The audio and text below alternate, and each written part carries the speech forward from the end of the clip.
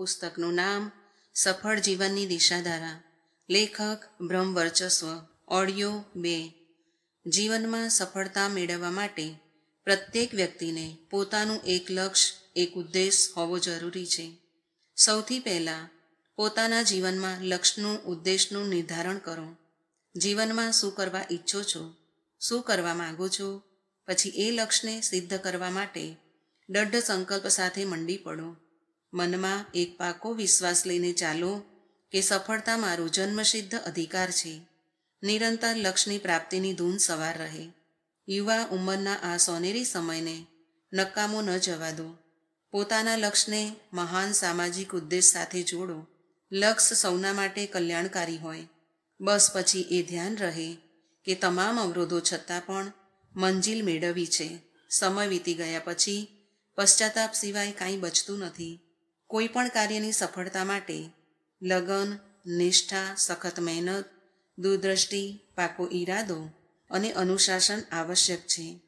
જ્યારે મનુષ્યની તમામ શક્તિઓ વિચારોની, સમયની, શરીરની, સાધનની એક જ લક્ષ્ય તરફ લાગી જાય છે, તો પછી સફળતાની પ્રાપ્તિમાં શંકા રહેતી નથી. પોતાની શક્તિને ઓળખો. પોતાના લક્ષ્યને પડકાર રૂપે સ્વીકારો. સંકલ્પ કરો, હું મારા લક્ષ્યને અવશ્ય પ્રાપ્ત કરી શકું છું. દૃઢ સંકલ્પની સામે વિઘ્ન, બાધા, કઠિનાઈ ટકી શકતી નથી. પોતાના લક્ષ્યની પ્રાપ્તિ માટે સદાય જૂਝતા રહો, જૂਝતા રહો, જૂਝતા રહો. કદી હિંમત ન હારો. સાચી લગન અને નિરંતર પ્રયત્ન આજ બે મહાન સાધના છે, જેનાથી શક્તિને પ્રસન્ન કરીને તેની પાસેથી ઈચ્છિત વરદાન મેળવી શકાય છે. આપે જે કોઈ કાર્યક્રમ બનાવ્યો હોય, જે કોઈ જીવન ઉદ્દેશ બનાવ્યો હોય, તે પૂરો કરવામાં પ્રાણપણે યોજનાપૂર્વક લાગી જાઓ. સૂતા જાગતા તેના વિશે જ વિચાર કરતા રહો અને આગળનો માર્ગ શોધતા રહો. પરિશ્રમ, પરિશ્રમ, ઘોર પરિશ્રમ આદતમાં હોવો જોઈએ.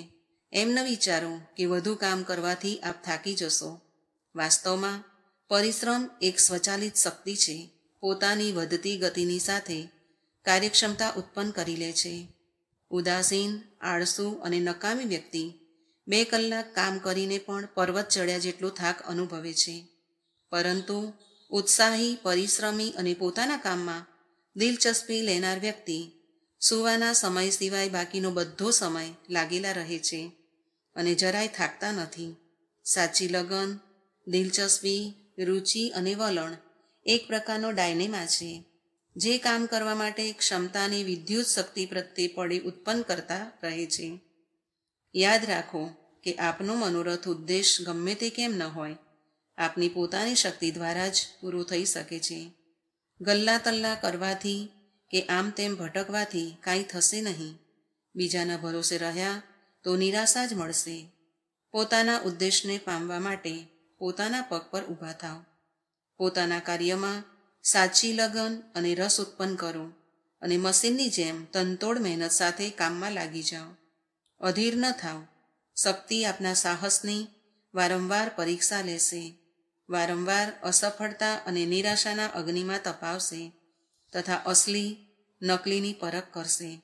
જો આપ કષ્ટ, કઠણાઈ, અસફળતા, નિરાશા, વિલંબ વગેરેની પરીક્ષાઓમાં ઉત્તીર્ણ થયા તો તે પ્રસન્ન થઈને પ્રગટશે અને માત્ર ઈચ્છિત વરદાન જ નહીં, પણ એથી અનેક ગણું ફળ આપશે. ઘણી બધી વ્યક્તિ જે પોતાને સ્વભાવથી જ નિર્બળ અને સામર્થ્યહીન સમજી લે છે, તેઓ સાહજિક રીતે વિશ્વાસ જ નથી કરી શકતા કે પરિશ્રમથી આપણે મહાન શક્તિશાળી બની શકીએ છીએ. તેઓ પોતાની વર્તમાન દુર્બળ અવસ્થા જોઈને એવો જ વિચાર કરે છે કે આપણે તો સદાય આવી રીતે દિનહીન અને દબાયેલા રહેવા માટે જ જન્મ્યા છીએ. પણ આ બધી ભ્રમજનિત માન્યતા છે. દરેક વ્યક્તિની અંદર એક એવું શક્તિ કેન્દ્ર મોજૂદ છે, જે તેને ઈચ્છાનુસાર ઊંચા સ્થાન પર પહોંચાડી શકે છે. પ્રત્યેકમાં આત્માની અનંત અને અપાર શક્તિ વિદ્યમાન છે. પોતાની શક્તિના પ્રવાહનો સમુચિત ઉપયોગ કરવો એ જ પુરુષાર્થ છે. કોઈ પાસેથી શક્તિની ભીખ નથી માંગવાની, તે તો સૌને સ્વતઃ પ્રાપ્ત છે. પરંતુ જ્યાં સુધી જ્ઞાન અને વિવેકનો ઉદય નથી થતો, ત્યાં સુધી નિરર્થક વિચાર અને ચિંતન મનન દ્વારા તેનો દુરુપયોગ થતો રહે છે. આપણે સૌએ ધ્યાન રાખીને એ નિરીક્ષણ કરતા રહેવું જોઈએ કે કોઈ પણ ક્રિયા, ચેષ્ટા, ભાવ અને વિચાર દ્વારા શક્તિનો દુરુપયોગ થઈ રહ્યો છે કે સદુપયોગ. આ રીતે આપણે આપણને મળેલી શક્તિનો ખૂબ વધારો કરી શકીએ છીએ. શુદ્ધ સાત્વિક આહાર અને ઇન્દ્રિય સંયમથી શારીરિક ઉન્નતિ થાય છે. સદવ્યવહાર અને સદગુણ વિકાસથી માનસિક ઉન્નતિ થાય છે. સ્વાધ્યાય દ્વારા મળેલા જ્ઞાનથી બૌદ્ધિક ઉન્નતિ થાય છે. પ્રત્યેક ક્ષેત્રમાં શક્તિની પ્રાપ્તિ અને નિર્બળતાનો અભાવ જ માનવી ઉત્થાન માટે આવશ્યક છે. જ્યારે આપણે ભયની જગ્યાએ નિર્ભય બનીને પ્રત્યેક કઠણાઈને પરાસ્ત કરવામાં સમર્થ બની જઈએ, પોતાના લક્ષ્ય તરફ આગળ વધતા જ જઈએ તથા જ્યારે આપણને હંમેશા શક્તિની મહાન કૃપાનો અનુભવ થવા લાગે, ત્યારે આપણે શક્તિનો સદુપયોગ કરનાર વ્યક્તિ રૂપે આપણી જાતને પામીને ધન્ય થઈ જઈશું. એક વાર, બે વાર નહીં, 1000 વાર એ વાતને ગાંઠે બાંધી લો કે શક્તિ વિના સફળતા મળતી નથી. પોતાના ઉદ્દેશને પ્રાપ્ત કરવા ઈચ્છતા હો તો ઉઠો, પોતાની શક્તિઓને વધારો. પોતાની અંદર લગન, કર્મણ્યતા અને આત્મવિશ્વાસ પેદા કરો. હંમેશા એવો અનુભવ કરતા રહો કે હું લક્ષ્ય પ્રાપ્તિ માટે મરવાની તૈયારી સાથે નીકળ્યો છું અને તેના માર્ગમાં આવનારી પ્રત્યેક બાધા અને વિઘ્નનો સામનો કરવા માટે મેં કમર કસી લીધી છે. હવે સંસારની કોઈ શક્તિ મને લક્ષ્ય પ્રાપ્તિથી રોકી શકતી નથી. આવા દૃઢ સંકલ્પ સાથે આગળ વધવાથી આપ અનુભવશો કે પગલે પગલે સફળતા પડછાયાની જેમ આપની સાથે જ જો આપ આપને પોતાને સહાયતા કરશો તો ઈશ્વર પણ આપણને સહાયતા કરવા માટે દોડ્યો આવશે. ગારફિલ્ડ શાળાના ભણતર સાથે પુસ્તકાલયમાં નોકરી પણ કરતા અને જ્ઞાનવર્ધક સાહિત્ય પણ વાંચતા. યુવાન થતાં જ ગ્રેજ્યુએટ થઈ ગયા અને બીજી સારી નોકરી પણ મળી ગઈ. બચેલા સમયમાં તેઓ સમાજ સેવાના અનેક કાર્ય કરતા.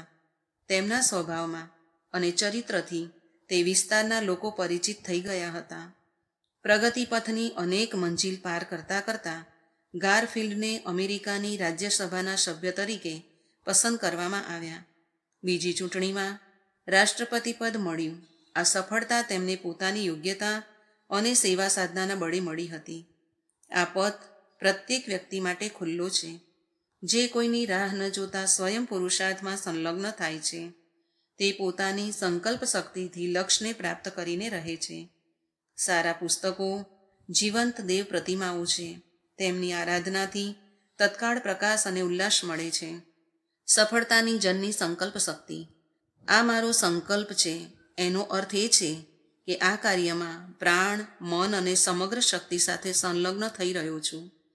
આ પ્રકારની વિચારણા દૃઢતા જ સફળતાની જનની છે. સંકલ્પ તપનો, ક્રિયાશક્તિનો રચયિતા છે. તેમાં અનેક સિદ્ધિઓ અને વરદાન સમાયેલા છે. મનોભૂમિમાં જે વિચારોનો સ્થાયી પ્રભાવ પડે છે અને અંતઃકરણમાં જેની અમીટ છાપ પડે છે, તે પુનરાવર્તનના કારણે સ્વભાવનું એક અંગ બની જાય છે. એવા વિચારોનું પોતાનું એક મહત્વ હોય છે. આ વિચારોને ક્રમબદ્ધ રીતે સજાવવાની ક્રિયા જેમને આવડે છે તે પોતાના ભાગ્ય દ્રષ્ટિકોણ અને વાતાવરણમાં પરિવર્તન આણી શકે છે અને આ પરિવર્તનના ફળ સ્વરૂપે જીવનમાં કોઈ વિશેષ દ્રશ્ય કે સ્થિતિ ઉત્પન્ન કરી શકે છે. જરૂરિયાતને શોધની જનની કહેવામાં આવે છે. જ્યારે કોઈ વાતની તીવ્ર ઈચ્છા થાય છે તો તે પૂરી કરવા માટે સાધનોની શોધ શરૂ થાય છે.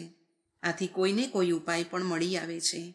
એ ઈચ્છા જો પ્રેરક હોય, તે પૂરી કરવાની ભૂખ જો ભીતરથી જાગી હોય અને તેની પાછળ પ્રાણ અને જીવન લગાવેલું હોય કે હું આ વસ્તુને પ્રાપ્ત કરીને રહીશ, ભલે ગમે તેટલો અવરોધ કેમ ન આવે, નિરંતર પ્રયત્નો ચાલુ રાખીશ, ભલે ગમે તેટલા નિરાશ કરનારા અવસરો કેમ ના આવે, આ પ્રકારના સંકલ્પની મનમાં ઊંડે અને સુદૃઢ સ્થાપના થઈ જાય તો લક્ષ્ય સુધી પહોંચવાનું બહુ સરળ બની જાય છે.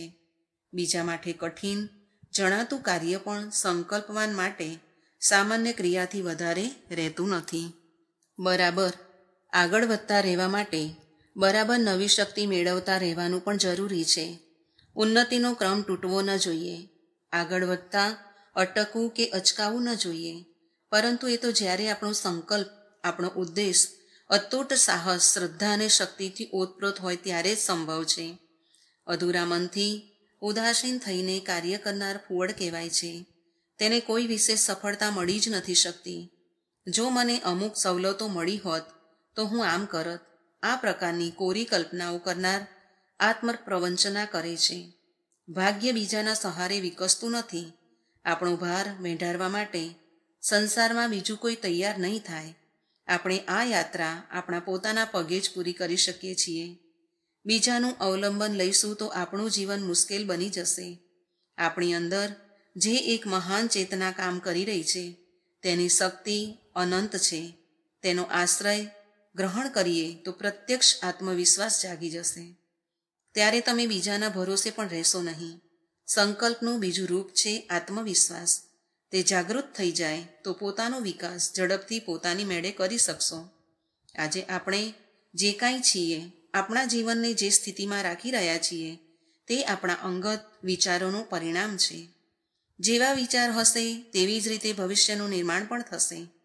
અન્ય મનસ્કતા, ઉદાસીનતા અને મળદાલપણું છોડીને ઊંચે ઉઠવાની કલ્પના મનક્ષેત્રને સતેજ કરે છે. તેનાથી સાહસ, શૌર્ય, કર્મઠતા, ઉત્પાદન શક્તિ, નિપુણતા વગેરે ગુણોનો આવિર્ભાવ થાય છે.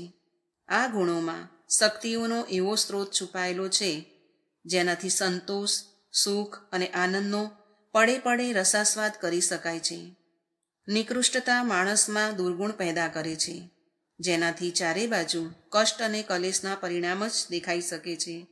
એટલા માટે સંકલ્પને જીવનની ઉત્કૃષ્ટતાનો મંત્ર સમજવો જોઈએ. તેનો પ્રયોગ મનુષ્ય જીવનના ગુણોના વિકાસ માટે થવો જોઈએ.